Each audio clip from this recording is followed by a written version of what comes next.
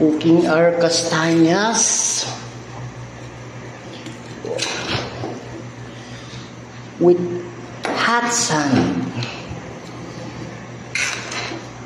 Kaya pala noong bata ako, nakikita ko to sa mga palengke, halo ng halo. Yung pala alam mo bakit kailangan halo ng halo? Sumasabog pala to. Nakita yung sumabog yung isa. Nagulat pa nga ako eh. Sabog eh oh. Yung isang isang peraso lang nakasasabog. Kaya pala kailangan halo. O yan, indication na luto na siya. Sarap.